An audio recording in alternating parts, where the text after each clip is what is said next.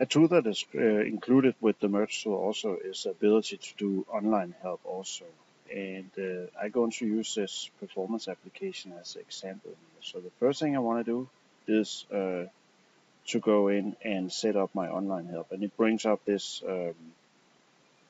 path where I have to actually go in and, or my setup, I have a directory where I will be editing file. I'll use Word as my editor, and it defaults to 64-bit install location for that one. I have some import conversion code that I actually can do in here, and it means if I have characters that in Word didn't show up as the right characters inside NAV, I can actually make some conversion of those ones. This one is important for example, in German, some of the characters will go from one to another, and it actually will handle this one with the text conversion if I put a code in there. There also is some options to import the web server log for looking at transactions later, but I don't need any of that. So I will go close this one, and I will do this one in here, and this one will be my performance system. This help version stays constant, so it's not really a version, it's more a help project that actually keeps on being added to it in here. The first thing to do is to point at a version in the Mergetool where I have the current code in, and I'll select this one in here. Then I need to specify the range of objects where my changes are in. I also need to specify the range of fields that I would have added to the base system. And in my case, I don't have anything. But if I had fields in the 60 to 60,099, I want to add that one also. And then I want to need to specify what language I'm actually going to do in here. And I'm going to do English layer, text layer in here. After I did that one, I can now go get the help tokens from my objects in here. So we'll now go through. You'll find all the things I need to write online help for. Sub ID 0 means it actually is the table itself, and this one is individual fields. You will also have pulled out all the forms, and the help for forms is actually the same being used for pages also. So you only write it once, but you can read it, use it for all the time. You will have went through the code and actually found pages also, because you can see there's not an individual page, it's all being referred to as forms in here. It also went through and found reports if I had some, so I could write specific help for report. You can see the individual sub-IDs in here, it's actually the buttons. Help for forms in general should only be written if it actually is different from what the table is. I created this one, and the way I would edit this one is basically by hitting this function down here and say edit.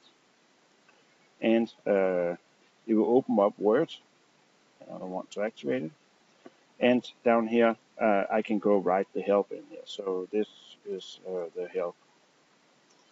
And you can do references to other help tokens. So if I want to reference table 60,011, for example, I can do a reference like this one, basically table 60,011, and it will be a link that I could actually click inside my help in here. If I close this one, it will import it, and if I go to the card in here for that one, I can go down and say, see this one, it actually got replaced with a %1, and I now have fields down here where I can go in and say, I didn't know the field number I was actually going to do in here, so I was just going to put a reference in, and now I'm actually looking up to the reference I really want to do. Again, when I go edit it afterwards, it will now populate the right information in here, and it also put a text in here for me so I can actually see what the field actually is in here. You can edit text in here, but it really is done in a way where, for example, a double line means that actually is a hard line break and things like that one. So the best way is to use an editor like Word actually to do the helping. There's a lot of things that can be done out here. And if I go to, if I want to include a picture, for example, I can actually find a picture on the internet, like this one. I can look at the properties for this one, and I can go in and copy that path to that one, or the URL to this one. If I start using the normal HTML commands in here, Word will start helping. So I need to go in and actually use two different characters, and this one can be custom defined, but it just cannot be the one that actually is the one that you normally use in HTML, because Word is starting to help when you actually write those ones. So this one basically is a reference to an image. I can also do bold text, for example.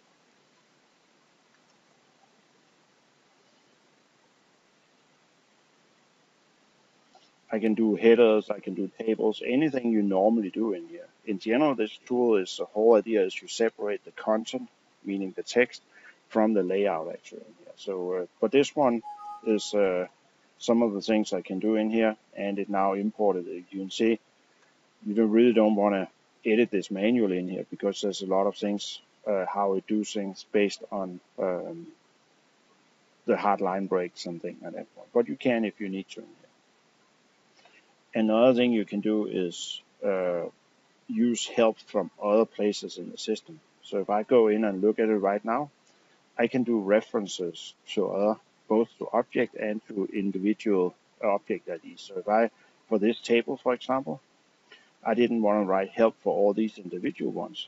I can actually set a reference, and I'll just say, no, I actually want to do for the table myself up here. It means I will now have help for all these fields, but it will just take the help from that other table in here. And I can even go in and actually say that I want my reference to be first or last, and then of course I can write individual help for the individual fields down here also. Then I can write the help for the individual fields down here and add that also in here if I need to. So the referencing is pretty powerful. We also have a referencing function by objects. So we have like the sales header, you have the posted shipment, you have the posted invoice, the posted credit memo. Using the same field numbers, you can basically go in and set a reference for an object, and it will take every field that has the same name and text and actually set them to that one. Yeah. Another thing that this tool contains is actually a way to automatically generate help in here. And I have out here it's saying this one actually recognize this one as a flow field definition, this field. And if I go into the card for that one, you can actually do this from many places, but I do it from the card in here. I can say I want to get the flow field description. And it now went in and read the code and figured out that this one is actually from the all objects, where the type is this one down here. So it will go in and look inside the application and write help automatically in here. This one, it couldn't find the table because it was actually one of those that were not inside the one I'm exported here. But let's see if we have more of them in here. This one happens to be the only one, but I have a lot of table relations out here. So I'm going to have the same kind of information for table relations in here. And I can actually go in here and say, I want to get the table relation definitions. And now I can see this one is also all objects. This one is actually a reference to code I had imported in here. The reason the other one didn't do this %1 was because I was not exporting the code into the version that I was basing this one on. So that's the reason that I didn't get all this information in here. The last thing that you can generate automated help for is for option strings. And I don't have anything in that application in here, but I will be able to generate the same automated help in here. You can actually do this from the version itself, help version itself in here, where you can create all the automated help in here automatically. So you just run that one, and it actually calculates all that help automatically in here for you. So yeah, so this one is a basic way of doing it in here. Right now I selected ENU and I assumed that my field names matched my captions. But if I had different captions, and especially if I had a different language, I would have actually run this update language caption function in here. And from this version up here, you would go in and use the translation tokens that I have imported in here. And that's actually how I get all this help in here created that way. But I have written a little help in here. I now want to create my help file. And to do that, I need to have a folder where I actually can create a lot of files in, because that's what is the output from this tool actually. So I'm going to go in here and say I'll have a new folder in here, and I'll call it online help.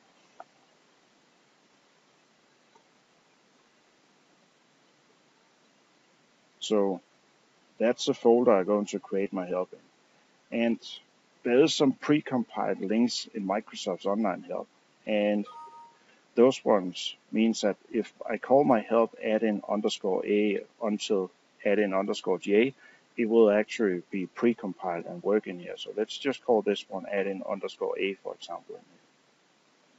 And then I will go in and say I want to export my HTML and other files in here.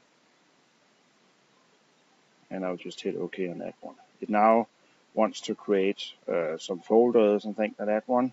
So it wants to call a add-in A file in here, and it's called a help compiler in here. I don't think my help compiler was actually installed in that case, or it actually was. I guess I have that help compiler is already in here and running, and I can see this one is my help in here. If you don't have the help compiler installed, you have to download it from mergetool.com site actually in here. And you can go to the download folder, HTML help workshop in here, open up that one, or actually I just want to save it in here.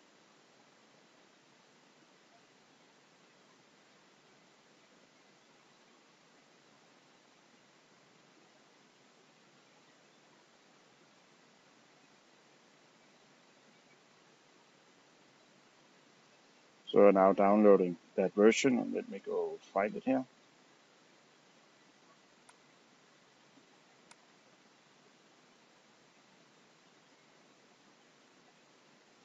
It's halfway down here. This one is a free compiler that actually comes from Microsoft originally. And the only reason I need to actually try install it is that it will actually then install the newest version of it in here. So let's just extract these ones here. I get a new folder called HTML help, and I can run the setup down here. And as I install this one, it tells me I already have a newer version. So if you don't get a compiled help, it's because this one is not installed. And you have to run that install manually in here. And without downloading this file. But I now have my new help created. And as I saw before, I actually have all the features, or I had my my list of fields. I have my link here where I can go to the codes, and I had my image that I added from the Mergetool website in here. So you can do all this one.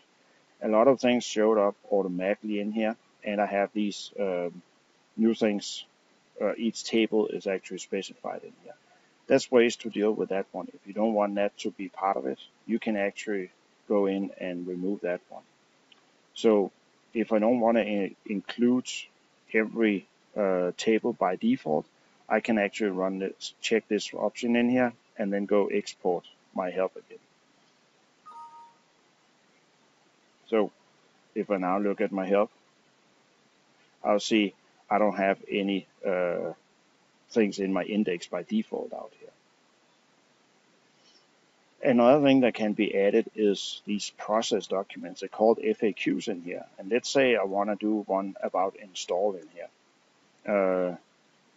So install performance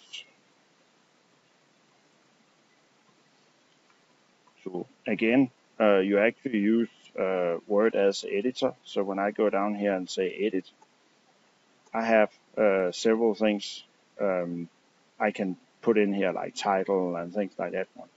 And it's intended originally to do FAQs, but it allows you also to do workflow documents. So if you leave the question empty, then you just have to put an answer in, and it actually will make it look like a workflow document. So this one would be like, the first thing would be to import the objects, and then open the setup. And that would be something I would have to do in here. I'll save this one. It imports it kind of in the same way as the other one, so I can go in here and actually look at them and do things like that one. These FAQs, I have an option in here to say I want to include them in the online help, and I can also include them in the online help index out here. So if I check that one, then I also need to check that I want to include FAQs in my online help, and then I can now export my HTML. It will compile it, and as I now go in and look at it, I have my install performance tool FAQ in here, and it has all the text in here where I can actually look at it out here. If I was trying to do references from in here to the standard help, right now I only do references inside my own. But let's say I went in on my list of help tokens, and the first one up here said I want to do a reference. This one is why bold is not working. I turn bold off and I turn it off again. But I want to reference the sales header, for example, in here, or field number 1 in the sales header, the document type. As I close this one, it comes up and say that help token is not found actually in there. And that's because it needs to know which file and to see if it's actually valid in here. And I don't want to continue editing in here, so I'll just stop that one in here, because I need to create a help in here that is all the things coming from Microsoft. So let's go back and say, okay, I want to create another one called W1 base in here. Same way as I did before, I'll go in and say, okay, what is my current version? And I have this version down here. And Microsoft deliver fields in the complete range in here, or objects, and they also deliver that one. The language I want to do for that is ENU in here, and then I want to go get help token from objects. It now runs through all the Microsoft code, and it creates help tokens for them. That means my lookup before would actually now know which ones I would need to be looking at in here.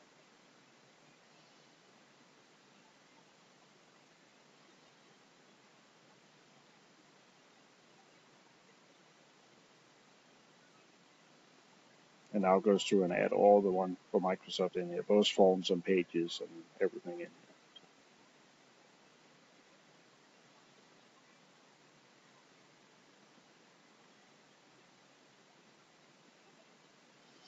Okay, so I got a lot of help tokens now. Of course, no help, but I just have the name now. So if I go back to the one where it would not import any longer,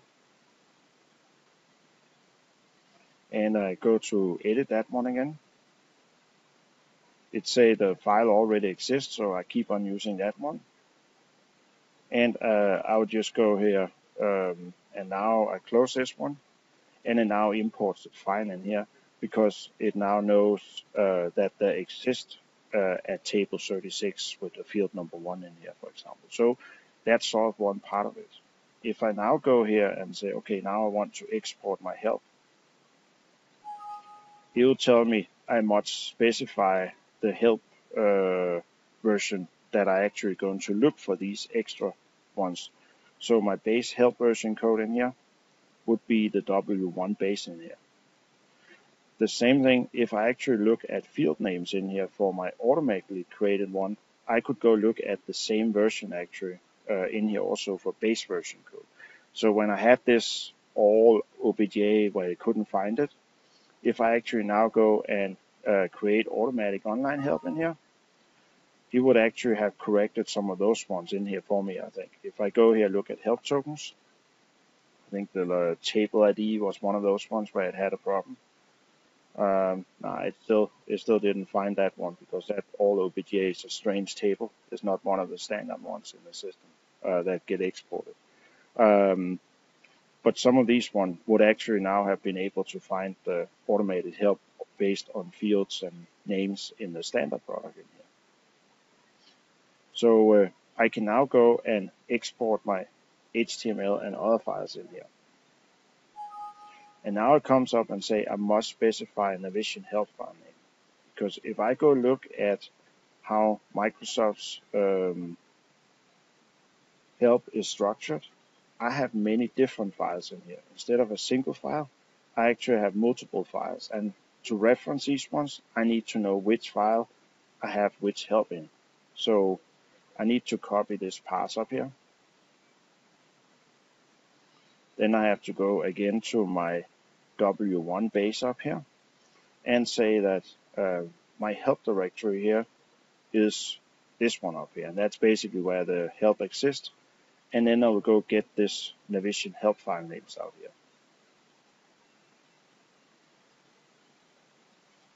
There was a lot of help that was, or fields that were no help for in standard Microsoft. It's actually just going to add a default name in here for them. Since it won't be able to find the help anyway, at least it will be able to reference it. So if I go back to my performance help now, I should be able to actually export HTML, compile the help, and if I now go in and look at my help,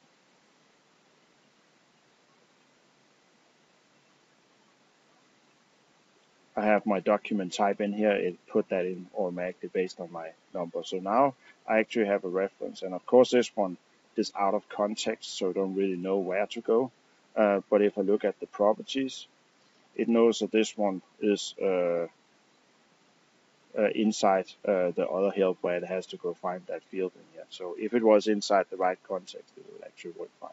So one thing, if you keep this help open, and run the new creation, it won't replace the file because the file is actually being locked by being opened at this point. So if I want to test my new help here, I can take these two files, paste them into my ENU directory in here, and then go and say, okay, let's look at this performance application. Run this table and hit F1 in here. And now it actually shows my help. And in this case now, I can actually go in and click in it because now it's in the right context of everything else. But that basically means my help is now working in here, and I have created help. I've created references. I added an FAQ that is actually allowing me to include that one in the index in here also.